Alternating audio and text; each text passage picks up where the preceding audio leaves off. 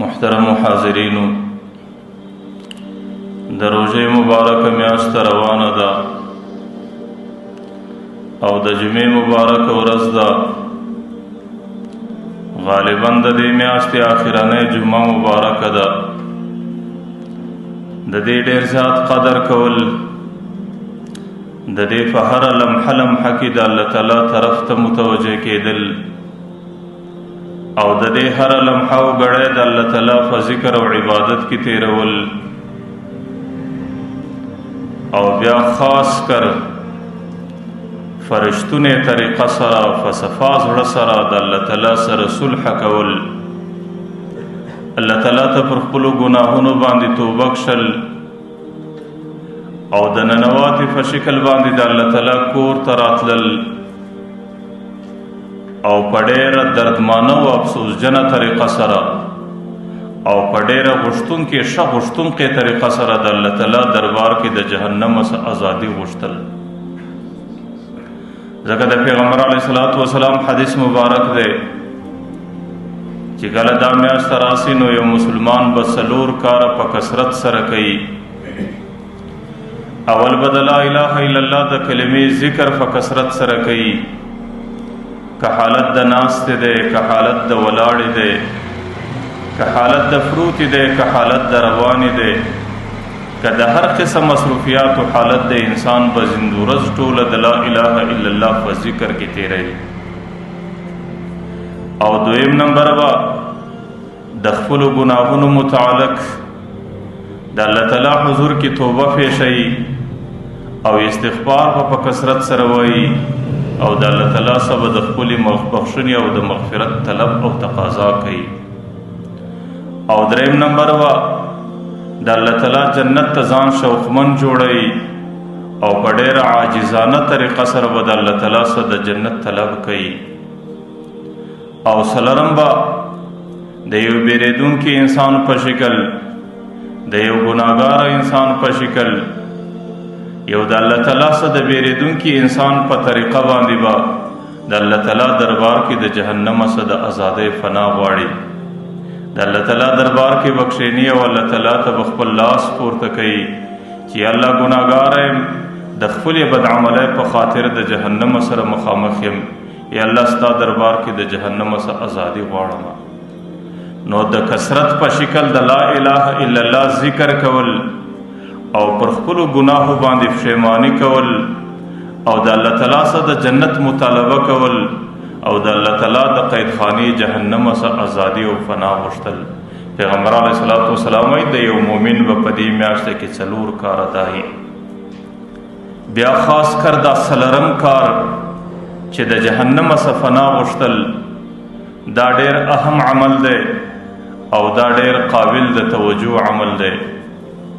په دې وجه باندې اهم دی او په دې وجه باندې قابل د توجه دی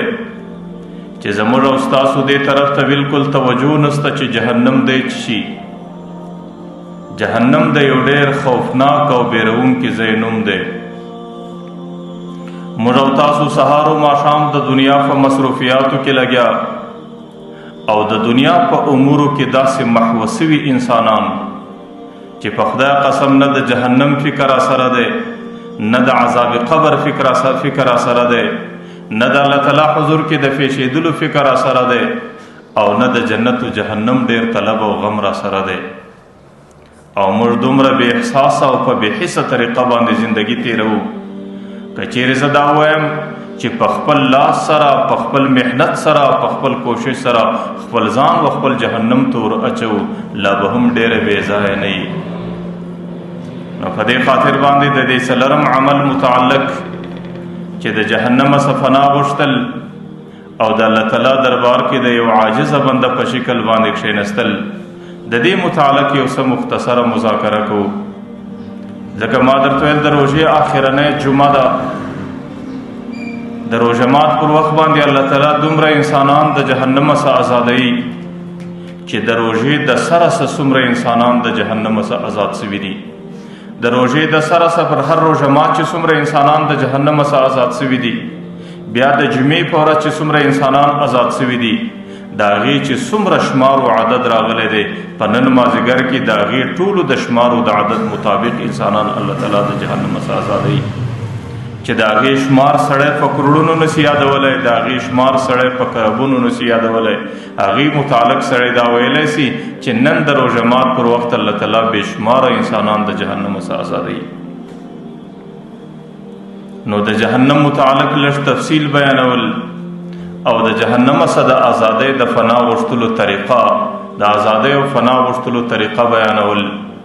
بیا هر سړی عاقل دی، هر سړی بالغ دی، هر سړی په ښو بدو باندې خبر دی چې په کوم شکل سړی ته میسر او اسانه په هغه شکل خپل ځان د جهنم څخه آزادول او د خپل رب سره صلح او جوړه کول. حضرت جبرائیل علیه السلام د پیغمبر علیه السلام حضور ته راځي. د روایاتو خبره ده پیغمبر علیه السلام پوښتنه ځین کوي چې جبرائیل د جهنم یو لږ معلومات راکړه، جهنم څنګه ځای دی؟ حضرت جبرائیل علیه السلام ورته ویل د الله رسوله الله تعالی چې کله جهنم پیدا کړي نو 1000 کاله په جهنم کې اور بل کړي په دې خاطر چې د جهنم په اور کې تیزی راسي. نو 1000 کاله بعد هغه اور رنگ تک سرس الله تعالی په امر باندې د الله تعالی فیصله دا و دویم 1000 کاله دویم غش بیا 1000 کاله الله تعالی د تیزی په خاطر دا اور بل کړي چې کله 2000 کاله د دې اور فرسونو د دې اور رنگ تک ژړس دریم ځل بیا الله تعالی 1000 کاله دا اور مسلسل بل کړي. نو د الله رسوله د هغې رنګ اوس تک تور سو د تاریکې شپې په شکل باندې، نه د هغې په لمبو کې اوس څه کمی راځي، نه د هغې په سکروټو کې د دې ثبات څه سړوالی راځي. نو د روایت خلاصه دا وه چې حضرت جبرائیل علیه السلام پیغمبر علیه السلام ته وایي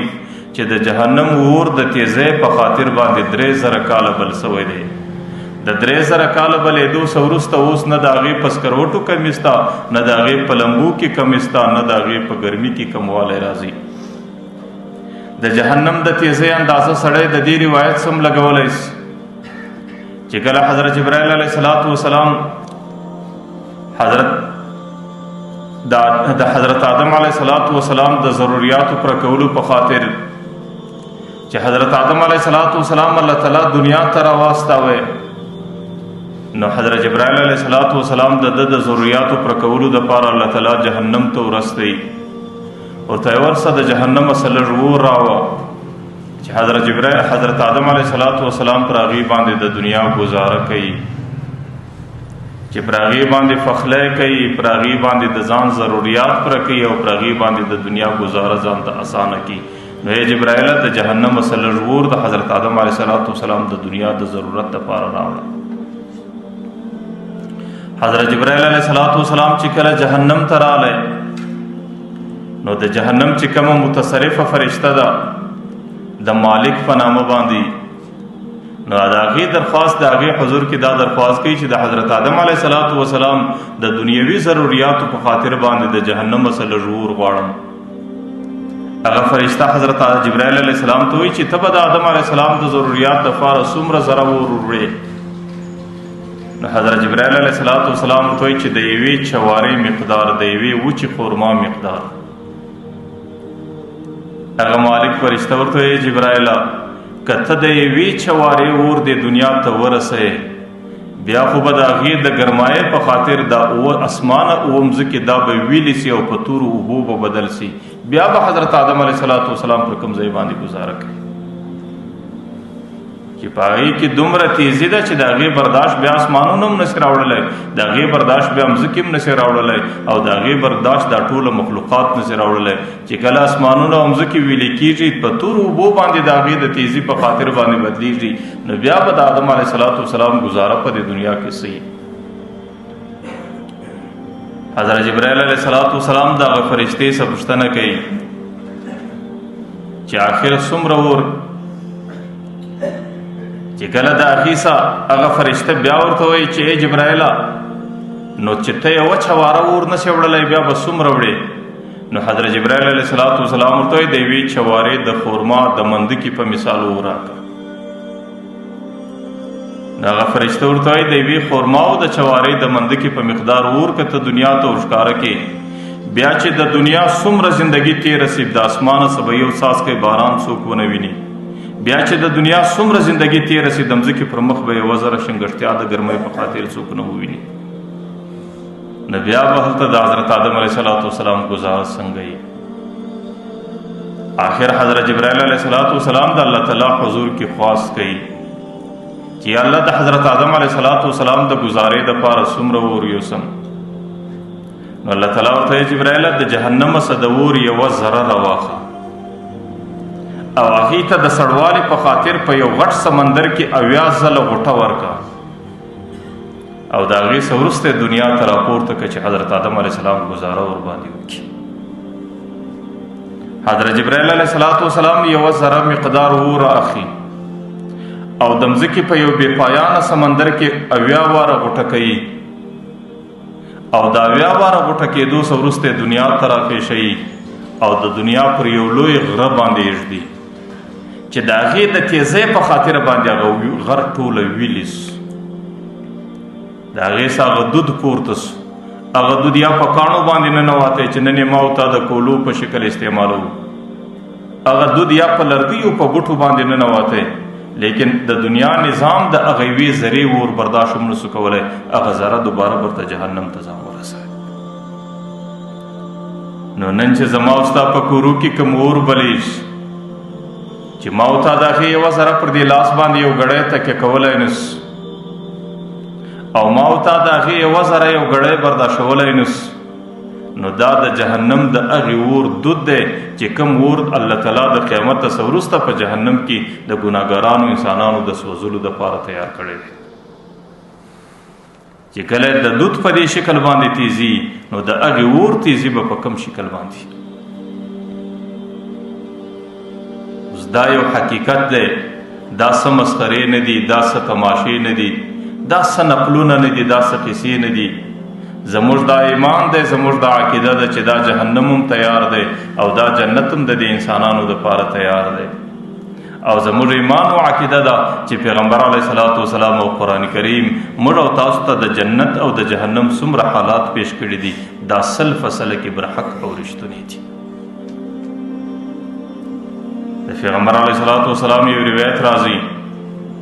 چې د قیامت په میدان کې د جهنم په دوران کې به د ټولو څخه کمترین عذاب چاته ورکول کیږي یو سړي ته به د قیامت میدان ته 2 چپلکې 2 چوټې د جهنم سره وکاږي نو هغه چوټې به د دې سړي په دې پښو باندې ورواغوندي دی به د قیامت په میدان کې ګرځي نور نه دی په جهنم کې دی نه و جهنم ته ورشوه سوی دی نه د جهنم په دورانیه کې دی بلکې دی د قیامت په میدان کې ګرځي صرف د دې 2 پښو چوټې د جهنم دي د هغې اثر به دا چې د هغې چوټو په خاطر به د د دماغ مازغه داسې خوټ کېږي چې د ده سره څنګ ته تېرېدونکي انسانان به د هغې خوټکهاری اوري د هغې اثر به دا چې دا د ده 2 زامې دا به مکملې سکروټه وي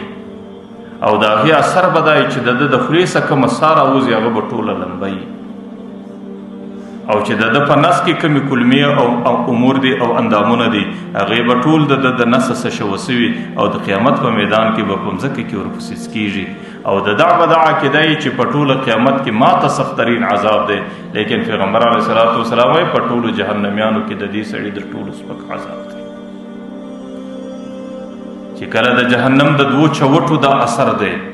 چې کله د جهنم د 2 چپلکو دا اثر دی نو چې د کم کم نصیبه 2 پښې په جهنم کې د هغې به څه حال وي چې د کم کم نصیبه نیم بدن په جهنم کې د هغې به څه حال وي چې د کم کم نصیبه ټوله زندگی په جهنم کې روانه د هغې به کوم حالت دي دا و چاته ورکول کېږي هغه نوجوان چې هغې د فخر په شکل د فیشن په شکل په دې نیت و اراده باندې چې زه په معاشره کې ښه وایسېږم هغې د لاپروایۍ په خاطر د خپلې پیسې در بجلکو لاندې زړوي یا په کور کې یا په مسجد کې یا په بازار کې یا په دفتر کې په هر ماحول کې چې ګورې په دې نیت باندې چې زه ښایسته وایسېږم او په دې باندې چې اوس پیشین دا دی او په دې باندې چې خلک ماته په یو ښه نظر باندې وګوري د فیشینو د رواج په خاطر باندې دا پیسې در بجلکو کښته کول د هغې سزا به دا وي چې بیا به د قیامت په میدان کې د په پښو باندې د جهنم کروټ چپله کي او د هغې اثرات چې ما ستاسو مختفي شو د هغې به دا اثرات دي چې ما درته ویل د هغې په خاطر به د ده د سر مازغه فوټ کېږي د هغې په خاطر به د ده زامې دواړې سکروټوي او د هغې په خاطر چې څومره سایه د دې خولې سره وځي هغه به ټوله لمبوي او چې په نس کې څومره اندامونه دي د کلمو په شکل هغې به ټوله د بدنه څه شوه سوي او هغې به د قیامت په میدان کې په دې سړي پسې سکېږي او د ده به دا عقیده وي چې زما ته د ټولو څه زیات عذاب دی لیکن پیغمبر علیه صلات وسلام وایي په ټوله جهنم کې در دې نو سپکترین عذاب د بل چا نشته. اوس دا خبره د بخاري شریف حدیث دی او دا هغه احادیث دي چې د دې په صحت او صحیحوالي کې یوه ذره شک نشته. که د چا و زړه ته لویږي که نه لویږي، که د چا په دماغ کې خبره راځي او که نه راځي، چې کم سړی د لاپرواهۍ په شکل، د غفلت په شکل، د فیشن په شکل، دا رواج په شکل د خپلو پیسو سره لاوبالي کوي، هغې ته د قیامت په میدان کې دا حالات ګوري. آخر به انسان څو در څو پورې د ماحول په خاطر، د رواج په خاطر، د دنیا په خاطر، د خپلو نفسانی خواهشاتو په خاطر خپل ځان ودی جهنم ته تیاروي. پیغمبر علیه الصلاۃ والسلام د جنت او د جهنم سیر کوي او پیغمبر علیه الصلاۃ والسلام په ټوله انسانیت کې زموږ او تاسو دپاره ډېر بیرونکی انسان ذات دی چې موږ او تاسو د جهنم څخه څومره بیروي. پیغمبر علیه الصلاۃ والسلام وایي زما او تاسو مثال داسې دی لکه زه یو بنده در دې غاړه نسم، در دې لاس یې نسم، در دې ګریوان یې نسم، د جهنم څخه راکشوم او دی ټالۍ وایي او دی زورونه کوي او دی زما څه تیښته کوي او په منډه ورځي په هغه جهنم کې ځان اچوي. زما مثال دا دی چې تاسو د جهنم سره ګرځوم او ستاسو کوشش دا دی چې په منډه باندې ځان در جهنم پورې رسوئ. د دې څه مطلب؟ د دې مطلب دا دی چې پیغمبر علیه الصلاۃ والسلام د جهنم ټولې لارې راته روښانه کړي دي چې سړی دا لار دی د جهنم د تللو ده، دا لار دی د جهنم د تللو څه ده، دا لار دی د جهنم ده او دا لار دی د جهنم ده. او بیا یې د هغې په ضمن کې زیات تاکید راته کړی دی چې سړی پر دې به نه ځې، پر دې به نه ځې، پر دې به نه ځې، پر دې به نه ځې. نو پیغمبر زما او ستا د جهنم څخه د راګرځولو کوشش کوي. لیکن ما او تاسو کوو کله کله د خپلو ذاتي خواهشاتو په خاطر، کله کله د تربورګلوۍ په خاطر، کله د دوستانو د یارانو په خاطر، کله د محفل او د مجلس په خاطر، په دې خاطر باندې هغه د ګناه پر لارو باندې زغلو چې د کمې لارې اخرنی سر جهنم ته دی، هغه جهنم ته ځان ورسوي. د پیغمبر علیه الصلاۃ والسلام وایي زما او ستا مثال دا، زما او ستاسو مثال داسې دی زه تاسو په ډېر تاکید او په ډېر شد و مد او په ډېر زور باندې د جهنم سره ګرځوم، لیکن د هغې په مقابل کې تاسو منډې وهئ، تاسو زغلی او په ډېر شدت سره او په ډېره تیښته سره تاسو زما سره ځان خلاصوئ او د جهنم در تورې کندې پورې ځان رسوئ. روایاتو کې راځي چې کله د جهنمي انسانانو جهنم کې گزاره راسي او د خپلې بد عملۍ په خاطر باندې بغیر د توبې څخه در دنیا تیر سي، نو د الله تعالی قانون دا دی، د الله تعالی عدل دا دی، د الله تعالی نظام دا دی چې هغې ته سزا په خپله جیلخانه جهنم کې ورکوي. چې کله د انسانانو څه زمانه په جهنم کې روانه سي نو د انسانانو عذاب په ډېر شدت او تکلیف کې، نو آخر د جهنم چې د انسانانو پر سر باندې کومې ملایکې مقررې دي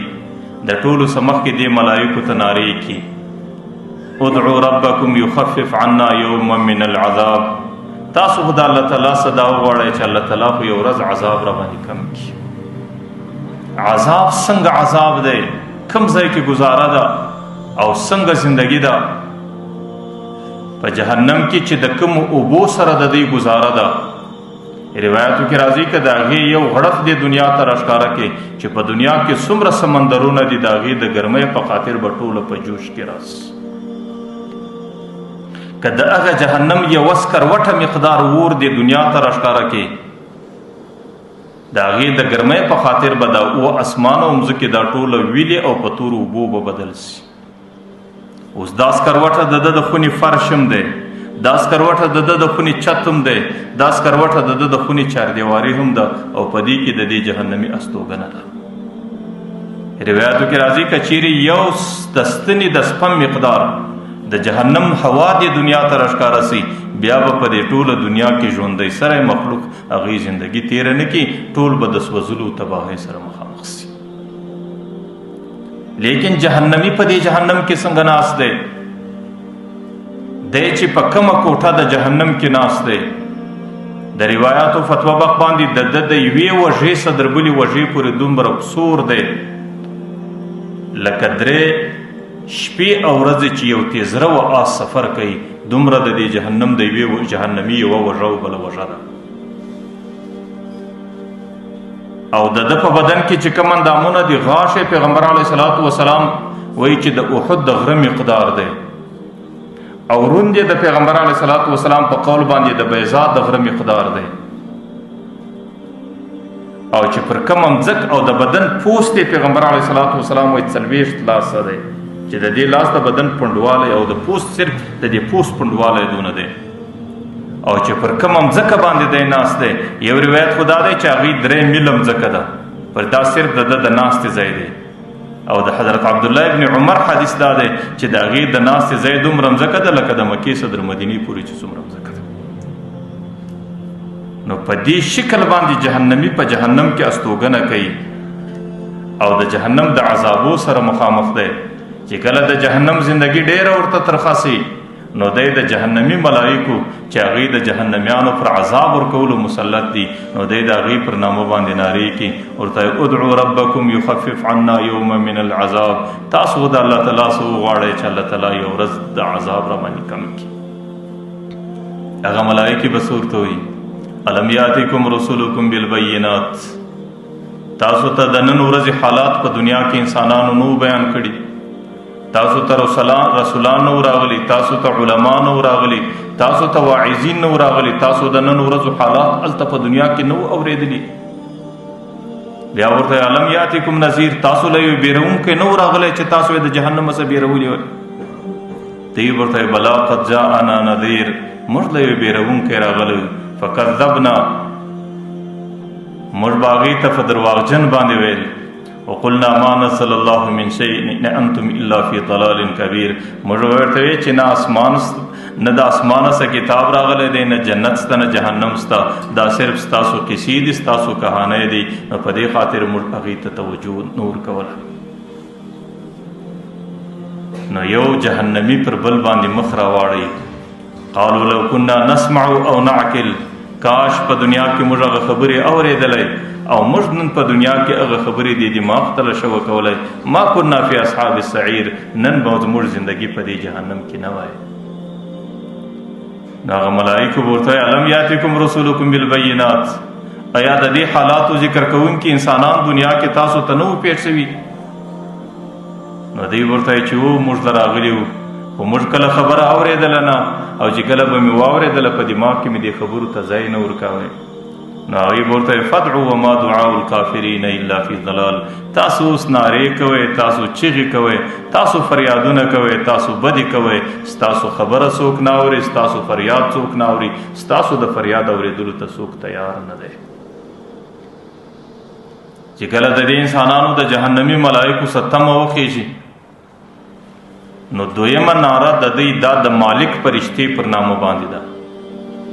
مالک د ټوله جهنم سرفرسته فرشته ده چې ټوله جهنم د هغې په قبضه کې الله ورکړی دی.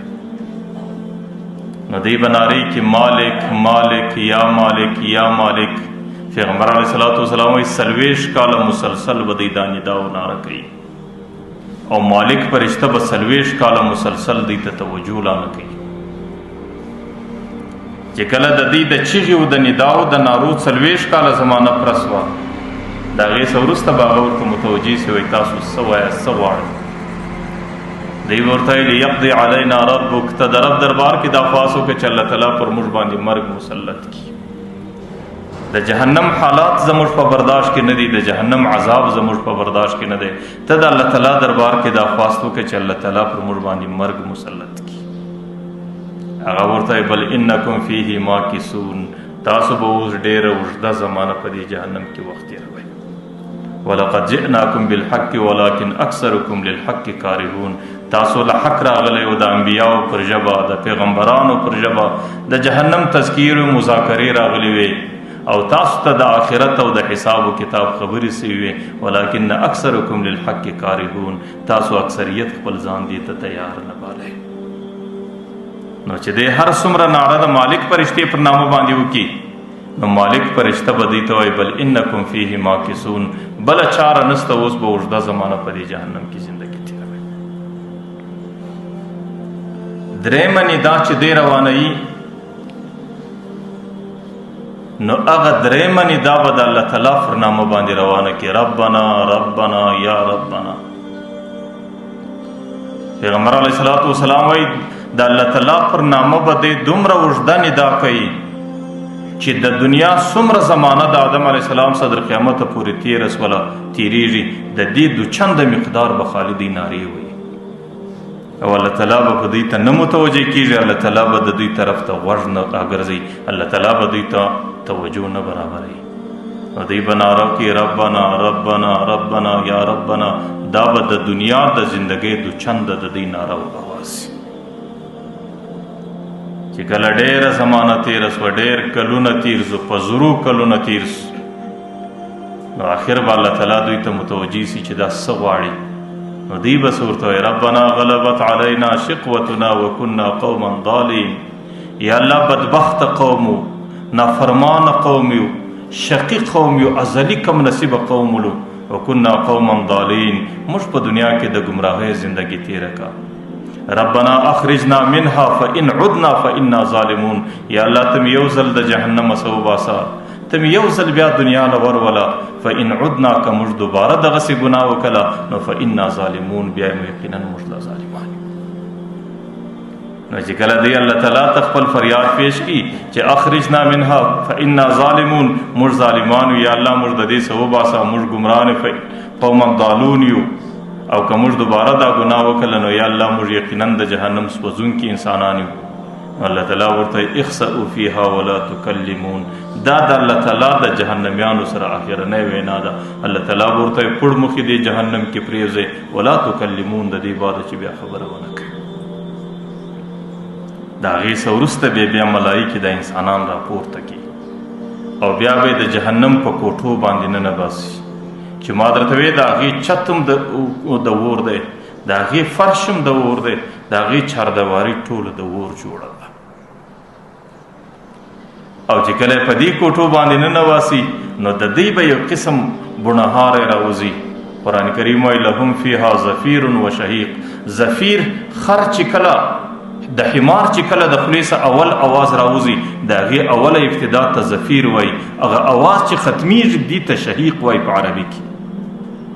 نو د دې به د هغه حیوانانو غوندې اوازونه او د هغې بڼهاری او د هغې انګولاوې د دې دروازو څخه د جهنم د کوټو سره راوځي. حضرت قتاده رضی الله عنه به وی ای قومه، ای انسانانو، د دې جهنم څه فنا در سره ده، د دې سزا په څه خلاصوئ؟ آیا پر دې جهنم باندې صبر کولی سئ؟ آیا د دې برداشت کولی سئ؟ که چیرې د جهنم څه فنا نسته در سره او د جهنم د دې حالاتو برداشت نسئ کولی، نو د خدای په خاطر باندې د الله تعالی عبادت په دنیا کې ډېر اسانه دی. راسئ د الله تعالی عبادت ته متوجه سئ او د الله تعالی د عبادت په خاطر د جهنم د دې حالاتو څخه ځان وګورئ. جهنمیان چې کله په زرګونو زمانه او ډېره اوږده زمانه هغې د جهنم په کوټو کې تېره کړي، نو د دوی به دا عقیده سي چې په دنیا کې چې به کوم مشکل پر موږ باندې راغلی نو هغه مشکل به موږ په صبر باندې حل کاوی. راسئ ندا به نه کو، نارې به نه کو، فریاد به نه کو، پر دې حالاتو باندې به صبر و برداشت وکړو. د صبر په خاطر به زموږ سره خبره اسانه سي، ځکه الصبر مفتاح الفرج، د هر مشکل کلي هغه صبر ده. نو په صبر به موږ ته د جهنم حالات اسانه سي. نو بیا به 1000 کاله مسلسل دی د جهنم پر دې حالاتو باندې صبر کوي. لیکن د صبر په بدل کې به د هغې په عذاب کې 1000 کمی نه راسي. نو آخر به د ځانه سره فیصلې کې سواء علینا اجزعنا ام صبرنا ما لنا من محیص. اوسو که موږ جزع او فزع کوو، که غم کوو، که نارې کوو او که صبر کوو، زموږ دپاره د دې جهنم څخه خلاصوالی نشته. د هغې څه وروسته به بیا نارې کې الله تعالی به د فرشتو په ذریعه باندې د جهنم د کوټو سره وباسي. نو دوی به د جهنم په دورانیه او میدان کې ډېرې چیغې وایي. الله تعالی د دوی سره کلام نه کوي، الله تعالی د دوی پوښتنه د ملایکو څخه کوي. نو الله تعالی به ملایکو ته وایي دې بندګانو څه تمنا ده، څه غواړي؟ نو هغوی به ورته وایي الله ستا په علم کې ډېره ښکاره ده، تا ته در معلومه ده چې دا د تندې شکایت کوي او دا د اوبو طلب کوي او دا د تندې څه چیغې وایي. نو الله تعالی به د جهنم پر سر باندې یو سره وریځ راولي. هغه سره وریځ به د جهنم پر سر باندې ودرېږي. د دوی به عقیده داسې چې د دې وریځې څخه به پر موږ باندې باران راځي، د دې څخه به پر موږ یخه هوا راځي. لیکن د الله تعالی د قدرت په خاطر به د هغې وریځې څخه پر دې انسانانو باندې داسې ماران، داسې لړمان راوورېږي چې د هغې لړم په یو نیش باندې به 1000 کاله دی په درد کې پرله اوړي. چې کله 1000 کاله زمانه ور باندې تېره سي نو د هغې لړم د نیش زار لږ آرام سي. نو دویم ځل به د دوی پر سر باندې الله تعالی توره وریځ راولي. نو د هغې تورې ورځې متعلق به د دوی دا عقیده وي چې یاره د دې تورې ورځې څخه به پر موږ باندې باران کېږي، ځکه دنیا کې عادت د الله تعالی دا و چې د تورې ورځې په خاطر الله تعالی پر انسانانو باران کوي. لیکن هغه توره ورځ کې به دا اثر چې د هغې په خاطر به الله تعالی پر د انسانانو باندې د داسې اژدها مارانو باران وکړي چې د هغې په یو نیش باندې به بیا 1000 کاله دی پرله اوړي. د هغې درد او د هغې تکلیف به بیا دی په بدن کې په زرو کلونو محسوسوي. الله تعالی دا موږ نه وایي، الله تعالی قرآن کریم کې وایي زدناهم عذابا فوق العذاب بما كانوا یفسدون. چې کوم فساد یې کوئ، کوم فسق یې کوئ، د هغې په خاطر به الله تعالی یو عذاب په بل ور بدلوي، یو عذاب په بل ور بدلوي، یو عذاب. نو دا به پر دې انسانانو د جهنم زندگی او هغه سړی چې بغیر د توبې څخه په ګناه باندې ککړ د دنیا ستیر سو او د قبر تورې کندې له ورلی. بیا خو ما درته وی د قبر توره کنده صرف کنده نه ده، دا هم د الله تعالی د عذابونو سمندر دی چې هلته به داسې حالات ما لا عین رأت ولا اذن سمعت ولا خطر على قلب امرئ چې هغه حالات به نه سترګو لیدلي، نه به غوږو اورېدلي، نه به د انسان په دل و دماغ کې د هغې تصور و فکر راغلی. چې کله د قبر د تورې کندې سره پورته سي د قیامت په میدان کې د حساب و کتاب رسوایی و ذلت، چې کله د حساب و کتاب دورانیه تیره سي بیا د جهنم په میدان کې او د جهنم په دوران کې بیا عذاب او د هغې دپاره بدترین ساعت. دا د الله تعالی قانون دی، دا د الله تعالی فیصله ده. زمنم د الله تعالی رحم دی، لیکن د الله تعالی رحم شاذ دی په دې خاطر چې د هغې مورد معلوم نه دی چې د الله تعالی رحم به پر چا راځي او پر چا به نه راځي. لیکن د الله تعالی ضابطه او قاعده دا ده چې کوم سړی په ګناه باندې لړلی د دنیا سره رخصت سو بیا به الله تعالی هغې ته د جهنم په دې دورانیه کې سزا او عذاب ضرور ورکوي. نو د جهنم څخه د فنا غوښتلو په خاطر د ټوله کال بهترین ورځې هغه رمضان المبارک او د روژې میاشته ده، او په روژه کې بیا د ټولو څخه بهترین ورځې هغه دغه اخرنۍ عشره ده، او په دې اخرنۍ عشره کې د ټولو څخه بهترین ورځ د نن مازدیګر ورځ ده. چې کله د روژه مات وخت راځي د اولې روژې څخه ونیسې بیا در دې اوسه پورې چې پر هر روژه مات څومره انسانان آزاد سوي د جهنم څخه دي، او د تیرو جمعو په مازدیګرو چې څومره انسانان د جهنم څخه آزاد سوي دي د هغو ټولو په مقدار او د هغې په اندازه باندې صرف الله تعالی په نن مازدیګر کې انسانان د جهنم څخه آزادوي. ما مخکې درته ویل که د هغې عدد موږ او تاسو په عربونو یاد کو، که د هغې عدد موږ او تاسو په کربونو یاد کو، لیکن د الله تعالی په علم کې چې څومره انسانان دي هغومره انسانان به په نن مازدیګر کې د جهنم څخه آزادېږي. لیکن څنګه به آزادېږي؟ د چا ازادي به وي؟ د هغه چا ازادي به وي چې هغې د نن مازدیګر په دورانیه کې د خپل رب سره صلح وکړي. فخدای قسم د الله تعالی د خپل عرش پر فضا باندې نن د دې بندگانو وصول حتی په انتظار باندې ناست دی چې زما کم بنده به زما سره جوړه کوي، زما کم بنده به ما ته راوړاندې کېږي او زما کم بنده به ما ته راپېښېږي. الله تعالی وایي بنده زه ستا د توبې په انتظار ناست یم. من تقرب الیه شبرا، چې ته کله یو لویشت ته راوځ کېږې نو تقربت الیه باعا، زه دا یو لیڅ درس کېږم. ومن تقرب الیه باعا تقربت الیه ذراعا، چې کله یو لیڅ پرې راوځ کېږې الله تعالی وایي زه یو ګز درس کېږم. من اتانی یمشي، که ته پر دې پیدل زما پر طرف باندې را روان سې اتیتو که هر وله زه په منډه ستا مخ له درځم او تا په دې خپل بلا کیف او بلا قدرت په دې خپل غیږ پورې نسم، په دې خاطر او ستا توبه قبلوم او تا د جهنم سنن آزادوم. نو فنن مازدیګر کې چې څومره انسانان د جهنم څخه آزادیږي دا غالبا په کال 12 میاشتې کې داسې د آزادۍ موقع، داسې د آزادۍ سیزن پر انسانانو باندې نه راځي. نو نیکبخت انسانان او خوش قسمت انسانان او د سعادت و نیکبختی ډک انسانان هغه دي چې پر هغې باندې دا ورځ هم په غفلت کې تېره نسي. په نن مازدیګر کې د خپل رب سره صلح کول، د خپل رب دربار کې د ننواتې په شکل باندې کښېنستل او د خپلو ګناهو اقرار کول او پر خپلو ګناهو باندې د خپل رب څخه خپل مغفرت طلبول. نو د نن مازدیګر د جهنم ازادي دا د الله تعالی دربار کې په توبه پیښولو باندې کېږي. لیکن ما مخکې درته ویلي وو چې توبه څه ته وایي. توبه دې ته وایي چې په کومه ګناه باندې اخته یې هغه ګناه به ځای پر ځای پرېږدي، چې دا ګناه څومره په تېره دورانیه کې درڅه سوې ده پر هغې باندې به د الله تعالی دربار ته پښیماني پېښوي. او دریم نمبر پر روان او مستقبل زمانه کې به د الله تعالی سره کلکه وعده او عهد کوي چې یا الله چې زما زندگی څومره وسي بیا زما ستا سره وعده ده، زما ستا سره کلک عهد و پیمان دی چې یا الله بیا به زه دې ګناه ته نور نږدې کېږم. نو په ګناه او په توبه کښلو کې چې د توبې په خاطر سړی د کمې ګناه څخه صفا کېږي په هغې کې اولنی شرط دا دی چې دا ګناه به سړی ځای پر ځای پرېږدي. او کچیرې د ګناه څخه سړی ځای پر ځای توبه نه وکاږي، صرف په خوله باندې استغفار وایي، نو په دې ته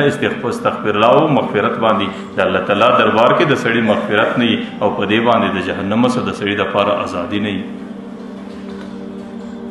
چې کله د توبې پر دې حقیقت باندې لږ نظر وکړو نو زما او ستا کم قسمتي روانه ده. د روژې اوله عشره تېره سوه لیکن ما او تا د ګناه څخه توبه نه وکړه. د روژې دویمه عشره د مغفرت تېره سوه په هغې کې ما او تا د ګناه څخه توبه نه وکړه. او که په دې عشره کې ما او تا په هوش کې نه سوره او دا عشره هم دغسې په غفلت کې راباندې تېره سي، بیا خو د پیغمبر علیه صلات وسلام شرع ده چې د دې انسان په نصیب دی آبادی د بربادی او د دې انسان په نصیب کې دی هلاکت دی چې برده باندې روژه ټوله تېره سوه او د هغې په خاطر باندې د ځان دپاره مغفرت او غوښتنه او د توبې غوښتنه نه وکړه او ځان یې د جهنم څخه آزاد نه کوي. ما مخکې درته ویل چې ما او تا پر دې خپله زندګي باندې نظر وکړو، نه مې په اوله عشره کې توبه نصیب سوه، نه مې په دویمه عشره کې توبه نصیب سوې ده، نه مې په دریمه عشره کې توبه نصیب ده. نو بیا خو زما او ستا په زندګي کې د پیغمبر شرع ده، زما او ستا په زندګي کې د جبرائیل امین دی پر هغې باندې چې په دې روژه مبارکه کې کم کسان په کمه ګناه باندې اخته دي، هغې ګناه د روژې په اوله عشره کې روانه ده، هغه ګناه د روژې په دویمه عشره کې روانه ده او دریمه عشره چې د جهنم څخه د ازادۍ عشره ده په دې کې ما ګناه روانه ده. چې کله ګناه مسلسله روانه ده بیا به څه خارې توبه ستا په نصیب سي او بیا به ته پر دې ګناه باندې توبه څنګه د الله دربار ته پیش کړي. حالانکه د توبې اولنی شرط دا دی ان یقلع عن المعصیه چې کومه ګناه باندې اخته یې هغه ګناه به ځای پر ځای باندې پرېږدي. نن زما او ستا معاشره کې بعضې خلک هغه د مجلسو او د ژبې په ګناه کې مبتلا دي، په غلطو مجلسو کې شرکت کوي، د خپل ټیم پاس په خاطر باندې غلطو محفلو له ورځي او په هغې کې قسمه قسم ګناو سره مخامخ کیږي. د روژې څخه مخکې هغه محفلونه روان دي، د روژې په اوله عشره کې روان دي، په دویمه کې روان دي، چې د اختر د شپې پورې مسلسل هغه محفلونه، هغه غلط مجلسونه، هغه د ګناو برفور مجلسونه روان دي. نو بیا به څه تورې خارې توبه د دې په نصیب سي. بعضې نوجوانان هغې د روژې څخه مخکې د خپل ټیم پاس دپاره په قسمه قسم ګنده فلمو باندې، په قسمه قسم ګنده ډرامو باندې عادت دي. نو روژه کې هم دی د خپل ټیم پاس دپاره هغې ته چوټۍ نه ورکوي، هغه فلمونه دي، هغه ډرامې دي او هغه تماشې دي، هغه روانې دي چې در اختر در شپې پورې. نو یې کم نصیب ستا خو توبه په نصیب نه سوله. چې توبه دې په نصیب نه سوله نو د معنا د دې دا ده چې ته د ګناهو څخه خلاص نه سوې او د جهنم څخه د ازادۍ پروانه ستا په قسمت کې نه راغله. بعض انسانان هغې د خپل پیشینو د خیال په خاطر، د خپل تکبر او د غرور په خاطر چې کله لمانځه راسي چې د هغې پیسو ته ګورې، چې کله بازار کې د هغې پیسو ته ګورې، چې کله دکانداري او دفتر کې د هغې پیسو ته ګورې، نو د روژې څخه مخکې هم دا غلط فیشن روان دی، په روژه کې دننه هم روان دی، د مغفرتو، د رحمتو، د عتق من النار په ټولو عشرو کې روان دی. نو د دې کم نصیبه څه توبه په نصیب سو. بعضې نوجوانان هغې د دې ژر خریلو په مرض باندې عادت دي. د روژې څخه مخکې هم ژیره خریل کېده، په روژه کې هم خریل روان دي او د اختر د شپې خدای په انتظار دی چې کله به د اختر شپه راورسېږي. او که ته د هغې سره لږ مکالمه او کلام وکړې چې کم نصیبه دا ګناه بې لذت د دې په خاطر باندې ولې د الله تعالی جهنم ته ځان تیاروې، نو نعوذ بالله دی کله کله دا وایي چې دا دونه ګناه نه ده. او کومه ګناه چې سړی سپکه بولي او کومه ګناه ته چې سړی په سپک نظر ګوري، د هغې ګناه یو اثر دا دی چې د هغې سره خطره دا ده چې یو خو الله تعالی پر دې ګناه سړي ته د توبې توفیق نور کوي، دویمه خطره دا ده چې کله کله د دې څخه د انسان ایمان پر حالت د زکندن سلب کېږي. نو هغه ګناه روانه ده او چې کوم بنده په دې ګناه باندې اخته دی د هغې بدبخته په ذهن کې دا ده چې دا دومره ګناه نه ده. عام عرف کې خو موږ دا اورېدلی دي چې ژیره پرېښول دا د پیغمبر علیه السلام سنت دی، لیکن ګوره زموږ دې دین کې دوه شیه سنت نه دي، واجب دي. یو د جماعت لمونځ واجب دی او یو د دې بنده دپاره ژیره پرېښول دا واجب دي. که ته ماته وایې چې په عرف کې خو د دې نوم خلک د سنتو یادوي، د دې معنا دا ده چې دا ثابت بالسنت دی. سنت حدیث ته ویل کېږي، هغه هم په حدیثو باندې ثابت دی، دا هم په حدیثو باندې ثابت دی، لیکن په حقیقت کې دا ټول واجب اعمال دي. د الله تعالی د طرفه 1,40,000 زیاتو کم پیغمبران دې دنیا ته راستول سوي دي. په دې ټولو پیغمبرانو کې تر اوسه ژر خریلی نه دی راغلی دې دنیا ته. د الله تعالی د پیغمبر صحابه کرام 1,50,000 زیاتو کم صحابه کرام تیر سوي دي. په هغې ټولو صحابه کرامو کې د مځکې ته ژر خریلی نه دی راغلی، صحابه کرامو کې ژر خریلی نه دی پیدا سوی. لیکن په عرف کې ژیره خریله او بریتونه غټول د چا علامه وه؟ دا د مجوسو علامه وه، دا د مشرکینو عادتو او دا د هغه بت فرستو عادتو چې کوم چا به د بتانو عبادت کوی. پیغمبر علیه الصلاة والسلام ورته وی خالف المجوس اوفر اللحى وحف الشوارب، تاسو د مجوسو مخالفت کوئ، تاسو زما امت یاست. هغې به ژیرې خریلې، بریتونه به یې غټول، تاسو به بریتونه کشني کوئ او د هغې په مقابل کې به ژیره غټوئ او دا د مجوسو عادت به د خپله ځانه څخه باسئ. پیغمبر علیه الصلاة والسلام وایي من لم یاخذ من شاربه، چې کوم سړی بریت نه پورته کوي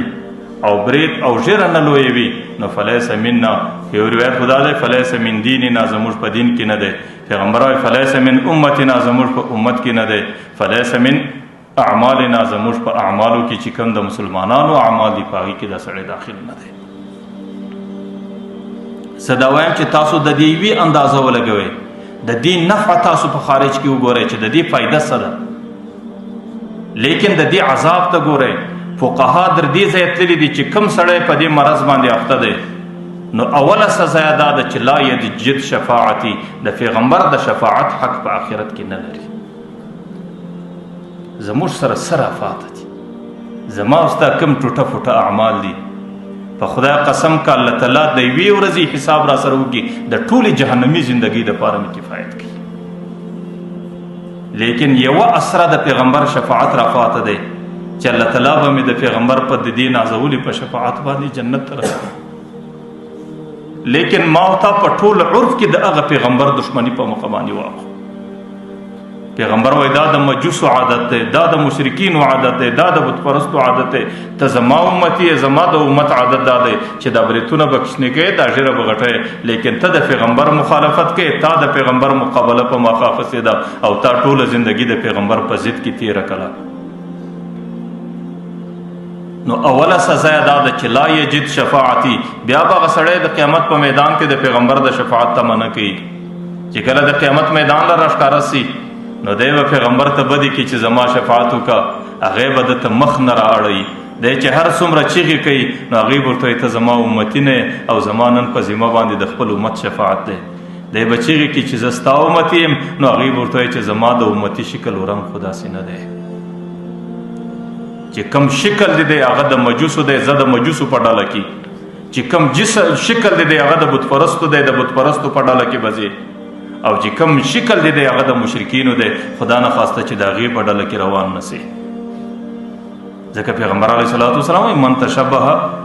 من تشبه بقوم فهو منهم، چې د کم چا شکل جوړی، چې د کم چا سره مشابهت کوي، په حقیقت کې د هغو په ډله کې د قیامت په میدان کې شمارل کېږي. نه زما خو عقیده دا ده چې ما ژیره خریلی ده، زه په دې باندې ښه ځوان یم، په دې باندې زه ښه ایسېږم، په دې باندې زه خپل ښه شکل دنیا ته ښکاره کوم. لیکن په عمل کې د پیغمبر سره ضد، په عمل کې د پیغمبر مقابله کول، په عمل کې د پیغمبر علیه الصلاة والسلام ارشادات د پیغمبر پر دې مخ باندې ورته ویشتل. نو یو سزا خو دا ده چې لا یجد شفاعتي، چې کم سړی په دې مرض اخته دی د پیغمبر د شفاعت تمه بیا نشي کولی. ولا یشرب من حوضی، د قیامت په میدان کې د ټولو تږو انسانانو دپاره صرف یو حوض کوثر دی. پیغمبر علیه الصلاة والسلام وایي لا یشرب من حوضی، زما د حوض اوبه پر هغه چا حرامې دي چې کم چا زندگی زما پر سنت نه ده او چې کم سړی د ژیرې خریلو په مرض باندې اخته دی. او ویعذب فی قبره، چې کله قبر له ورغلی دا قبر ټوله د ده دپاره د جهنم کنده ده. ويبعث الله الیه منکر و نکیر فی غضب، بیا به منکر و نکیر و ده ته په حالت د غصې و د غضب کې راپورته کېږي او د ده سبب په حالت د غصې و د غضب کې سوال و جواب کېږي. نو ما درته ویې که چیرې دا خبرې تا ته سپکې معلومیږي چې د قیامت په میدان کې د پیغمبر د شفاعت څخه محروم، د قیامت په میدان کې د پیغمبر د حوض کوثر څخه محروم، او په قبر کې د بدترین عذاب سره مخامخ کېدل او نکر و منکر سوال و کتاب لرا پیښېدل په داسې شکل کې چې هغوی په حالت د غصې او د غضب کې که چیرې تا ته په دماغ کې دا سپکې در معلومیږي، بیا خو به زه دا درته وایم چې تاسو ته د جهنم زندګي هم سپکه ده. نو بیا خپل عمل جاري ساتئ چې په کوم شکل یې جاري ساتئ. نو د خدای په خاطر باندې لږ په هوش کې راسئ. دا زندگی روانه ده، دا زندگی بې مقصده نه ده. د دې زندګۍ د هر غړي غړي حساب دی، د دې د هر غړي غړي کتاب دی. د الله تعالی دربار کې حساب او کتاب پیښول دي. د خپل زندگی په احتیاط کې تېره کړئ چې سبا د دې د حساب او کتاب په خاطر د مشکلاتو سره نه یاست مخامخ. نن په دې اعمالو باندې ما درته ویل ته د چا مقابله کوې؟ ته د پیغمبر علیه الصلاة والسلام مقابله کوې چې هغې ټوله زندگی ستا په خاطر په ژړاو کې تېره کړه، چې هغې د قیامت په میدان کې ټول انبیاء کرام د نفسی نفسی نارې کوي چې الله زما ځان را بچاو کا. د پیغمبر علیه الصلاة والسلام د محبت په خاطر د هغې څخه خپل ځان هېر دی. هغې د نفسی نفسی بجای د امتي امتي چیغې وایي. ته د هغې د شپې حالات وګوره، ته د هغې د ورځې حالات وګوره چې د هغې ټول خپل خاندان په کربلا کې هغې د دشمن په توره باندې ټوکړه ټوکړه سولو، لیکن د هغې د بچاو دپاره پیغمبر ژړا نه وکړه، لیکن د خپل امت دپاره پیغمبر شپه ورځ ټوله په ژړا کې تېره کړه. نن د امت هغه وفا ده، نن د امت هغه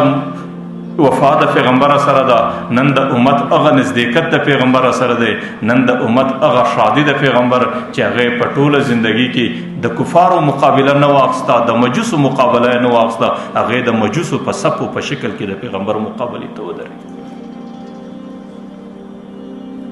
فیضي شاعر زه کله کله تاسو ته قصه بیانوم. فیضی شاعر په دې ایران کې ډېر لوی شاعر تیر الله تعالی ډېر لوی علم ورکړی د هغې د قرآن کریم یو تفسیر ولیکئ ټوله تفسیر کې د قرآن کریم نقطه او ټکی نه کوي استعمال بغیر د نقاطو د ټکو د قرآن کریم بهترین مقاصد ادا کړو د هغې نوم یې کښې شوی سواطع الالهام په دې نامه کې لا د ټکي والا حرف نه راوړي یو عالم چې په هندوستان کې د فیضي شاعر تفسیر وکاته نو هغه په دې کې حیران شو چې الله تعالی دې ته څومره علم ورکړی دی د دې کم قسم ذکاوت دی د دې کم قسم ذهانت دی او فیضي شاعر په تصوف کې ډېر زیاتو او د ټوله تفسیر د قرآن کریم ټول آیاتونه د تصوف په شکل د تفسیر اصل بریزو نو عالم په هندوستان کې ډېر په حیرت کې دی چې الله تعالی دا څنګه انسان پیدا کړی دی د دې بنده څنګه دماغ دی او د دې بنده کم عقل او کم پوهنه ده نو د هندوستان څخه په دې نیت باندې را روان سو ایران لا چې زه به یو ځل فیضي شاعر وینم چې دا څنګه انسان دی دې ته الله تعالی څومره پوهنه او څومره تدبر ورکړی دی چې کله ایران ته راورسېدی نو پوښتنه پر پوښتنه باندې راځي د فیضي شاعر کلي ته یې ځان راورساوی چې کله کلي ته رالی نو فیضي شاعر کور یې پیدا کړ نو دې کور کې معلومات وکړئ چې فیضي شاعر به چیرې نو هغې ورته ویل چې هغې حمام له تللی دی او حمام کې حجامت جوړوي چې کله فیضي شاعر حمام له ورلی نو چې کله هغه عالم د فیضي شاعر په طلب کې حمام له ورلی نو که ګوري فیضي شاعر د امام په چوکۍ کې ناست دی دا ژیره خوري هغه عالم چې دې ته وکتل د دې فیضي شاعر علم ته وکتل عمل ته وکتل د ډېره افسوس سه د دې سترګو څه اوښکې راته وسوې مره په ډېر تعجب کې ورته وایي اغا ریشمې ته راشي ورته وایي اغا ته ژیره خورې هغه ورته وایي بلې ریشمې ته راشم ولیکن دل مسلمان نه مې راشم اسلام دا نه دی چې زه ژیره خورم یا نه خورم دا زما ذاتي عمل دی اسلام دا دی چې زه چاته تکلیف نه ورسوم نو زه ژیره خورم ولیکن دل مسلمان نه مې خراشم د مسلمان زړه ته تکلیف نه ورسوم هغه څه ورته وایي هغه عالم هغه ورته وایي بخدا دل رسول الله مې خراشي په خدای قسم د مسلمان زړه خو نه زیری د رسول الله زړه ته تکلیف ورسوي د رسول الله زړه زیری د رسول الله زړه زخمي کوي ما مخکې درته ویل چې کم نوجوان دا په نر پر دې مخ باندې راکشي په خدای قسم ظاهرا د ده پر مخ دی په باطن کې د رسول الله پر زړه باندې راکشيږي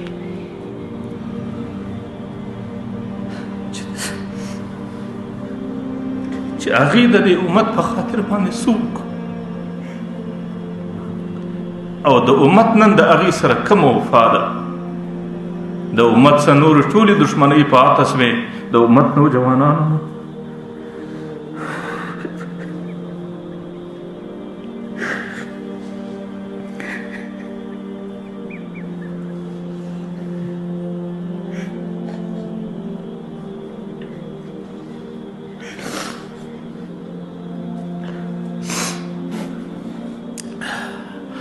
د امت نوجوانانو نن په کوم شکلونه جوړ کړي دي او د امت نوجوانانو نن د پیغمبر علیه السلام دښمني په مخ اخیستې ده نو ما درته وایي چې بس دی ډېره وسوه راسئ الله تعالی ته توبه وباسئ پر دې خپلو اعمالو باندې د خپل رب سره صلح وکئ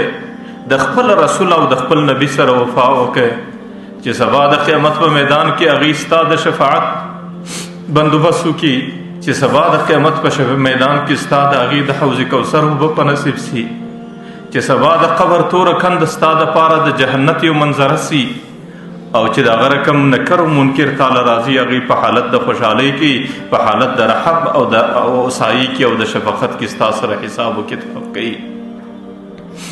ټولې ورځې تېرې شوې ټولې شپې تېرې شوې د روژې مبارکه میاشت راله او د روژې مبارکه میاشت هغې د یوې ورځې او د دوو ورځو میلمنه پاته ده او زما او ستا چې په ټوله روژه کې په کوم شکل اعمال روان دي نن هم هغسې روان دي نو توبه مې نه وکړه آخر به کله توبه کاږو آخر به د خپل رب سره کله صلح کوو آخر د خپل رب سره کله قرب و نزدېکت طلبوو نو په دې خاطر باندې د خپل رب سره توبه کول د جمعې مبارکه ورځ د مازدیګر په وخت کې د خپل رب سره عهد او وعده کول او خپل رب ته په دې شکل باندې کښېنستل، د ننواتې په شکل باندې ورتلل او خپل رب ته خپل عذر پر تېره ګناه باندې پیښول چې یا الله په ناداني کې راسه وسوه، په ناپوهي کې راسه وسوه، یا الله نوره ګناه نه کوم، در تېره ګناه ته راکتېر سې. نو بیا خو چې کومه ګناه در څه سوې ده د هغې په خاطر باندې الله تعالی ستا سره محبت کوي، هغه ګناه در معافوي، هغه ګناه دې د عملنامې څخه داسې لرې کوي لکه سړی چې د موره څه پیدا سوی. تاسو زما خبره بده مه محسوسوئ. بعضې نوجوانان هغې د روژې په دورانیه کې لږ ژره پرې ایښي او په دې انتظار باندې دی چې کله به د اختر شپه را رسېږي او بیا به زما پر دې ژره باندې او بیا به د اختر په مبارکه شپه زه د رسول الله پر زړه باندې چاړه چلوم. نو هغې ته دا وایم چې دا توبه نه ده، نعوذ بالله، دا د الله تعالی سره مذاق و مسخرې دي چې کومو خلکو ژیره وخریله الله تعالی هغې ته دومره په غصه او غضب کې نه راځي لکه ته چې د الله تعالی په توبه باندې د الله تعالی په ګناهونو باندې او د توبې په شکل د الله تعالی سره مذاق و مسخرې کوي. صرف الله تعالی په دې باندې دوکه کوي، الله تعالی په دې باندې خطا کوي چې ما خو په روژه کې ژیره پرېښې ده او لیکن په دې انتظار باندې ورته ناست دی چې زه به د اختر په شپه باندې ژیره خریم. دا توبه نه ده، دا صرف مذاق دی، دا صرف مسخرې دي او دا د الله تعالی د غضب او د الله تعالی د قهر مورد ځان جوړول دي. ځکه توبه دې ته وایي وان یعزم عزما جازما ان لا یعود الیها، د ځان سره به دې کلکه فیصله دی چې آینده زه دا عمل بیا نه کوم. د دې ډیره خطرناکه خبره دا ده، تاسو دې خبره ته لږ فکر وکړئ. د بخاري شریف روایت دی، پیغمبر علیه الصلاۃ والسلام وایي لا یزنی الزانی حین یزنی وهو مؤمن، زناکار په داسې حال کې زنا نه کوي چې دی صاحب ایمانی. حضرت عبدالله ابن عباس را نقل کوي لا یقتل المؤمن حین یقتل وهو مؤمن، مؤمن په داسې حال کې قتل نه کوي چې په ده کې ایمان پاته. او لا یشرب الشارب حین یشرب وهو مؤمن، شرابخور په داسې حال کې شراب نشي خوړلی چې په ده کې ایمان پاته. حضرت عکرمه د عبدالله ابن عباس شاګرد دی، ما ورته ویل چې ایمان نسته نو ایمان څه سلو؟ نو هغه راته ویل چې انه ینزع من، هغه ایمان د دې بنده څه پورته سي. په حالت د زنا کې د ایمان د سایوان پر شکل پر سر ورته ولاړي، که په دغه حالت کې پر د باندې مرګ راسي دی بې ایمان ولاړی. په حالت د ایمان کې د قاتله څه د ایمان د سایوان په شکل پر سر ولاړي او په حالت د شرابو کې د ایمان د دې شرابخور پر دې سر باندې سربیره ورته ولاړي. که په دغه حالاتو کې پر د باندې مرګ رالی دا سړی بغیر د ایمانه در دنیا تیر. حضرت عکرمه وایي ما د عبدالله ابن عباس پوښتنه وکړه چې ایمان یې څه سي؟ ده راته وویل چې انه ینزع منه، هغه ایمان ځینې پورته سي. ما ورته وویل کیف ینزع منه، ایمان څنګه ځینې پورته کیږي؟ ده راته وویل هکذا، دا ګوتې داسې پله کې ونیوې ثم شبک بین اصابع، دا ګوتو په مابین کې تشبیک وکړي. تشبیک دې ته وایي دا ګوتې داسې پله کې اچول. دا ایمان دی، دا بنده دی، داسې پله کې مښتي دي. لیکن چې کله دی ګناه کوي د ګناه په حالت کې وفرج بین اصابع، دا ګوتې داسې زله وغوړولې ول ایمان دې طرف ته ولاړ شي، بنده دې طرف ته ولاړ شي. ثم اذا تاب، چې کله پر دې توبه باندې پر دې ګناه باندې توبه وکړي نو عاد الیه. عبدالله ابن عباس دا ګوتې برته سره راوړي، دا ایمان برته سړي له داسې راسي. نو بعضې محدثین د امام بخاري څخه سیوا بعضې محدثین پر دې باندې دي چې د ګناه په وخت کې د سړي څه ایمان پورته کیږي. بعض محدثین وایي چې دا د دغه ګناهو اثر دی چې کومې ګناهې په حدیث کې تېرې سوي دي، لیکن یوه ډېره لویه ډله د محدثینو پر دې ده چې دا د هرې ګناه اثر دی. پیغمبر علیه الصلاۃ والسلام صرف دا 2-3 ګناهې به طور تمثیل ذکر کړي دي چې د دې ګناه په وخت کې د سړي څه ایمان پورته کیږي، ورنه د هرې ګناه اثر دا دی چې د سړي څه ایمان پورته کوي. نو ګوره زما عقیده خدا ده چې زنا په دې ګناو کې اسانه ګناه په دې خاطر ده چې د هغې دورانیه ډېره کمه ده، یو صدقه ایمان در سپورته سو برته در باندې راورسېده.